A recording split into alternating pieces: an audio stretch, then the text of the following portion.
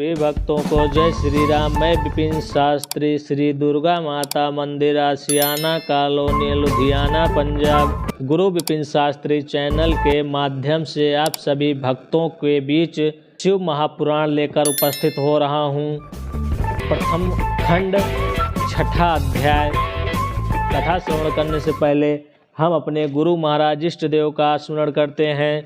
कर्पूर गौरम करुणावतारम संसार सारम भुजगेन्द्रहारम सदा वसंतम हृदयारविंदे भवं भवानी सहितं नमामि। माँ जी बोले, हे नारद, हमें तथा विष्णु को परस्पर लड़ते हुए देखकर प्रलयकालीन प्रज्वलित बड़वाग्नि के समान शिव जी अचानक ही उस स्थान पर प्रकट हो गए। मैं उनकी उपमा किससे दूं?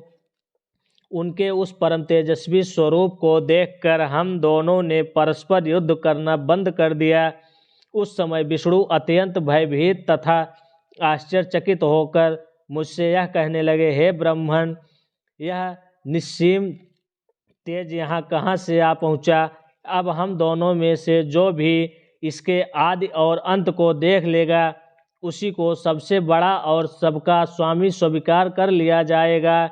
हमें तो यह तेज आदि और अंत से रहित जान पड़ता है।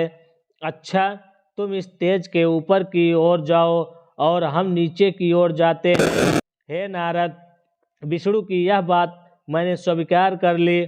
तब हम दोनों अहंकारी उस तेज के आदि और अंत को देखने के लिए एक दूसरे से भिन्न दिशाओं में चल दिए।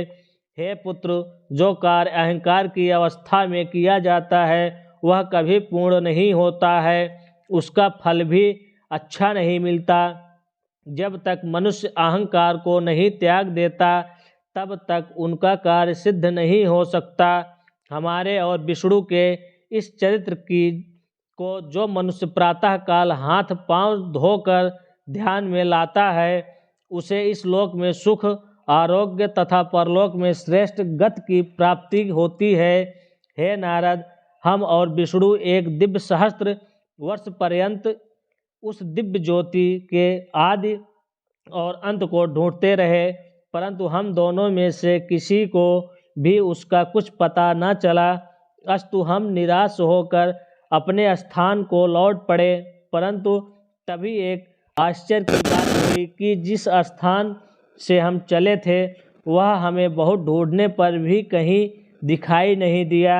अतः हमें 1,000 दिव्य वर्षों का समय अपने पहले स्थान को ढूंढने में लग गया। उस समय हमें इस बात का भली प्रकार ज्ञान हो गया कि हमारे ऊपर भी कोई बड़ी शक्ति है जो सबसे उत्तम है, पुरातन है। यह बात ध्यान में आते ही हम दोनों उस पवित्र निर्विकार स्वरूप की शरण में गए और परस्पर शत्रुता को त्याग कर भक्ति भाव से उस परम स्वामी की स्तुति करने लगे। हम दोनों की उस प्रार्थना को सुनकर यह आकाशवाणी हुई, हे ब्रह्मा तथा हे विष्णु, तुम दोनों योग साधना करो। हे नारद, उस आकाशवाणी को सुनकर हम दोनों ने योगाभ्यास करते हुए उस अलक्षित स्वामी की स्तुति में इस प्रकार कहना आरंभ किया, हे स्वामी, हम दोनों ने आपकी माया के वशीभूत होकर अपने को सृष्टि का उत्पन्न करता समझ लिया था। अब हम अपने अभिमान को त्याग कर आपको दंडवत करते हैं। आप हमें अपना सेवक जानकर कृपा कीजिए और प्रकट होकर हमें अपना दर्शन दीजिए। जिस समय हम लोग इस प्रकार स्तुति कर रहे थे, उसी समय हम दोनों को गूढ़ शब्दों में किसी ने कुछ प्रेरणा दी, परंतु हम उसके तात्पर्य को नहीं समझ पाए। अब हमने दंडवत करते हुए पुनः यह प्रार्थना की कि हे प्रभु, हमारे सम्मुख साकार रूप में प्रकट होकर आप दर्शन दें, क्योंकि आपकी गूढ़ प्रेरणा को समझने में हम दोनों ही असमर्थ हैं। हमारे इस प्रकार कहते ही भगवान सदाशिव ने साक्षात प्रकट होकर हमें अपना वह स्वरूप दिखाया जिसके दर्शन पाकर संपूर्ण संसार मोहित हो जाता है।